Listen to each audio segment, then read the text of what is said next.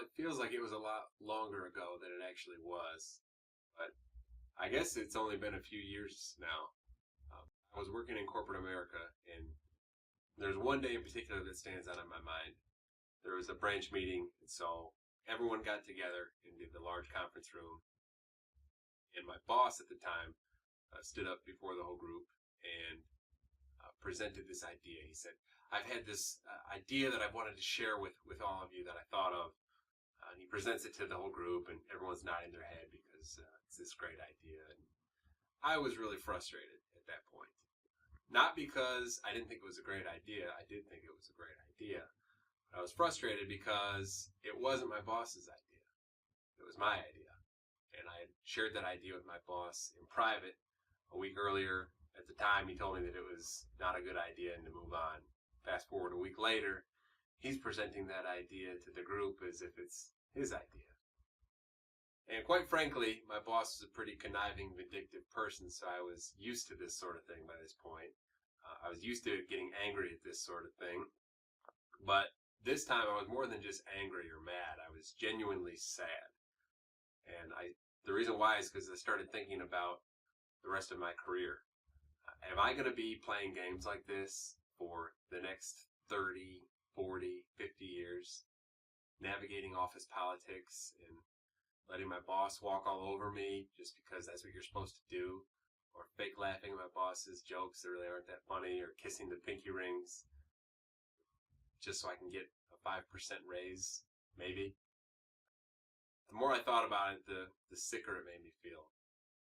And it didn't take me long that day, but I realized if my friends want to continue doing that and my colleagues want to continue doing that, then that's fine, more power to them, but I'm not doing it anymore.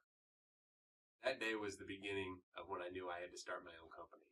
But what company do you start? Because if you've looked it up on the internet, which you probably have, you realize that you can start just about any kind of business. You can start a product business or a service business. I was thinking at the time, am I going to start the next Facebook? Am I going to start a hot dog stand? I don't know. What's the right business for me? I didn't know, so I made a list. And so what I'm going to do for you today is recreate that list that I made. To start with, there's one quality that I knew I had to have in the business, and that's that it had to have consistently high profit margins. This was a good qualifier because this ruled out some things. This ruled out food businesses because they have roller coaster margins. This ruled out products because products have pretty consistently low profit margins. The more digging I did on it, the companies that have the most consistently high profit margins are home services businesses. So that actually was nice to find out because that's a world that I knew. I paid for my college tuition by doing house painting. So I knew that animal, but the problem with a painting company per se is that if I do a good job painting your house, you don't need me again for 10, 11, 12 years. So that's a great place to be if you're the homeowner. But on the other hand, if you're the vendor, that means you're going to have to reinvent your customer base every single year. So what I really wanted was something with a renewable revenue stream. Something where I could build up a base of clients, but those clients want to keep coming back to me again and again and again. That rules out a lot of home services. Take it even another step further. There was another thing that was important to me, and that's that I wanted to be part of a growing industry.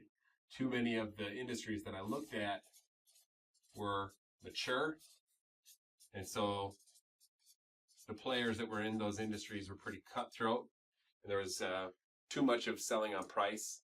I wanted something where the industry was growing, something where the pie was growing, and I could get a piece of that pie as it's growing. Another thing that was essential was that the business had to be low cost. I didn't have that much money to work with, and I had to get that little bit of money to go a long way. Another thing is that the business had to be simple. I had plenty of other things going on in my career and in my life, and so it had to be a simple business model that could be executed cleanly. Another thing is that hopefully it could be fun. Something where I could actually enjoy the work and I didn't have to hypnotize myself to get out of bed each morning. And finally, I wanted to have something that would actually provide value to the community. something where I could look back maybe 10 years after starting the company and be able to tell myself that I made the community a better place. There were some businesses I was considering that had good financials. They maybe met some of these other qualifications, but they didn't provide value. They didn't really give back to the community. That was important to me too. So kind of a tall order, but these were the things that I narrowed down that were most important to me in the kind of business I wanted to own. But what would that be? So I was kicking around some different ideas, and about a week later, the movie Jurassic Park happened to be on TV, which was interesting. So if you haven't seen the movie, the gist of the plot is they find a mosquito that's trapped in amber, and they pull the blood out of this mosquito trapped in amber and use the dino DNA to recreate the dinosaurs and create an amusement park filled with dinosaurs. What could go wrong, right? It's a great movie.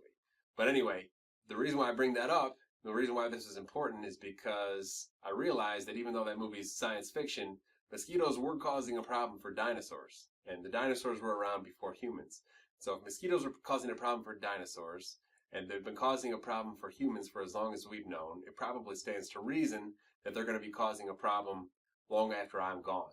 And one of the first things to consider with the business is, are you solving a problem? Well, there really can't be much more of a consistent problem than mosquitoes.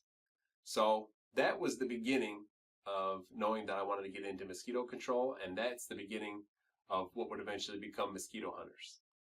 Now today, Mosquito Hunters is a concept that's being franchised across the country and helping other frustrated budding entrepreneurs understand what it's like to own and build a business that's in-home services with consistently high margins, that's renewable revenue, that's in a growing industry, that's low cost, that's simple, that's fun, and that helps the community. So what we're going to do over the next few videos is explain to you what the Mosquito Hunters concept is all about.